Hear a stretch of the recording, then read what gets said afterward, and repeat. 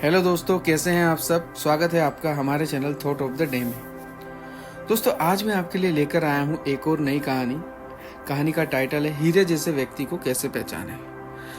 तो बिना किसी देरी के कहानी स्टार्ट करते हैं। दोस्तों, काफी समय पहले की बात है। एक राज्य का राजा जो बहुत ही अच्छा हुआ करता था।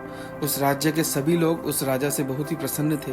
राजा के राज्य इतना ज़्यादा खुशहाल था कि उसके चर्चे काफ़ी दूर दूर तक हुआ करते थे। लोग अक्सर उस राजा के बारे में बात किया करते थे कि यह राजा कितना अच्छा है, ऐसा राजा सभी राज्यों का होना चाहिए। तो दोस्तों, कहानी को थोड़ा सा मैं और आगे बढ़ाता हूँ।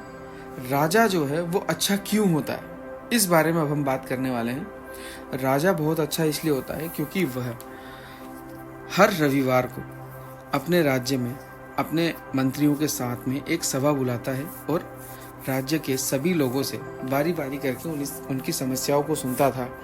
उनकी समस्याओं के अनुरूप उन्हें समाधान देता था। इस वजह से राज्य के सारे लोग बहुत ही खुशहाल थे। अब एक बार इसी तरह राजा की सभा लग रही थी। तो राजा की सभा में किसी दूर के गांव का एक व्यक्ति 2 कांच के टुकड़े लेकर आया और वह चिल्लाता हुआ आया। उसे चिल्लाता हुआ देख सैनिकों ने उसे रोका, लेकिन राजा ने बोला कि इसे आने दो। तो वह भागता हुआ राजा के सामने आ गया और राजा से बोला, राजा जी, मैं आपको चुनौती देना चाहता हूँ। राजा ने बोला, चुनौती? तुम जैसा तुच्छ आदमी मुझे क्या चुनौती देगा? राजा ने बोला कि प्रभु, मैं युद्ध के लिए चुनौती नहीं देना चाहता हूँ, मेरा मकसद कुछ और है। मैं आपसे एक पहेली पूछना चाहता हूँ। मैंने सुना था कि आप सभी लोगों की समस्याओं का समाधान कर देते हैं, तो आज मैं भी आपके सामने एक पहेली रूपी समस्या लेकर आया हूँ। यह सुनकर राजा ने उसे बोला कि चलो ठीक है, तुम मुझे बताओ कि तुम्हारी क्या समस्या है। उस व्यक्ति के हाथ में हीरे जैसे दिखने वाले 2 टुकड़े थे। उनमें से एक असली हीरा था और एक कांच का टुकड़ा था। लेकिन आप लोग उसे देखकर यकीन नहीं कर पाएंगे क्योंकि दोनों ही दिखने में बिल्कुल सेम दिखते थे। तो उस व्यक्ति ने राजा को बोला कि हे राजन, मेरे पास ये 2 कांच के टुकड़े हैं। इन कांच के टुकड़ों में से एक असली हीरा है और एक कांच का टुकड़ा है।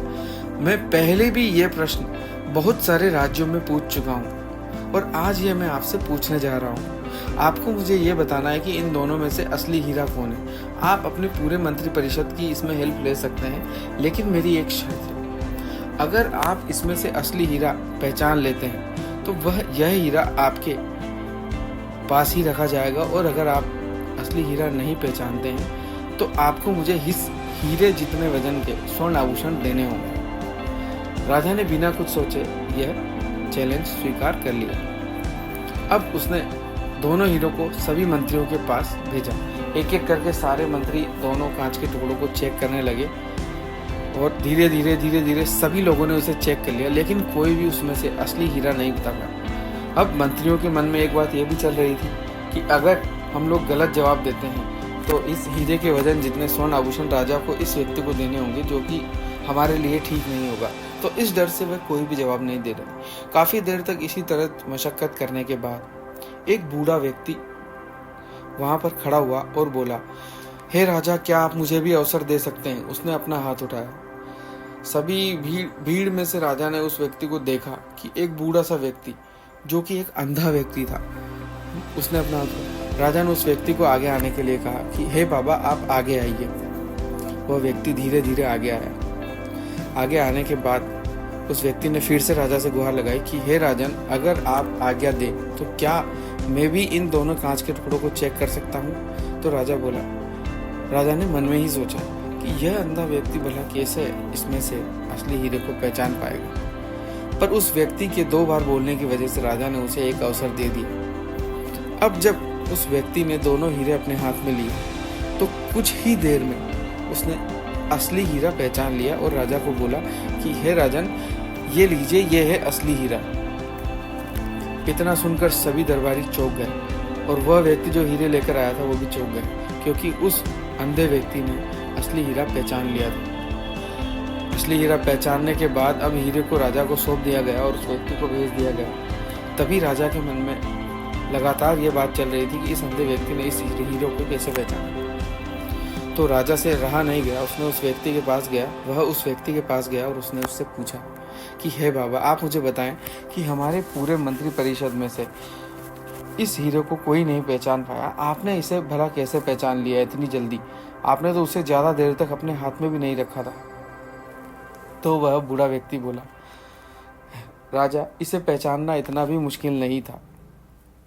मैं और आपके मंत्री परिषद के लोग दोनों ही हीरे को और इस टुकड़े को एक बार में नहीं पहचान सकते, लेकिन हीरे का एक बहुत ही खूबसूरत गुण होता है कि इसे कितना भी गर्म किया जाए यह ठंडा ही रहता है। तो आप देखिए कि यहाँ मंत्री परिषद के पंडाल में काफ़ी देर से धूप आ रही थी। धूप की वजह से जो कांच का टुकड़ा था वो थोड़ा सा गर्म हो गया था, लेकिन जो हीरा है वो अभी भी ठंडा ही है। इस वजह से हीरे के इस गुण के कारण मैंने उसे तुरंत पहचान ली। यह सुनकर राजा बहुत खुश हुआ और राजा ने उस बूढ़े व्यक्ति को भी इनाम दिया। तो दोस्तों, यहाँ यह खूबसूरत कहानी आपको एक शिक्षा देती है। जिस तरीके से हीरे के और कांच के टुकड़े के अलग अलग गुण होते हैं, यही दोनों गुण किसी व्यक्ति में भी होते हैं। कुछ व्यक्ति इस तरह के होते हैं कि उन्हें जरा सा क्रोध आ जाने पर वह लाल पीला हो जाते हैं, चीज़ों को तोड़ते फोड़ते हैं और लोगों पर चिल्लाने लगते हैं। यह उस कांच के टुकड़े के गुण होते हैं। लेकिन कुछ व्यक्ति हीरे जैसे होते हैं जो बुरी से बुरी स्थिति में अपने आप को साध कर शांत रहते हैं, सभी से प्रेम व्यवहार करते हैं। तो ऐसे व्यक्ति को ही एक हीरे जैसा व्यक्ति कहा गया। अब दोस्तों, आप डिसाइड कीजिएगा आप अपने जीवन में कैसा व्यक्ति बनना चाहते हैं। उम्मीद करते हैं ये आनंदमय कहानी आपको पसंद आई होगी। हम लोग इसी तरह की कहानियाँ आगे भी आपके लिए लेकर आते रहेंगे। आज के लिए इतना ही। जय हिंद, जय भारत, जय श्री राम।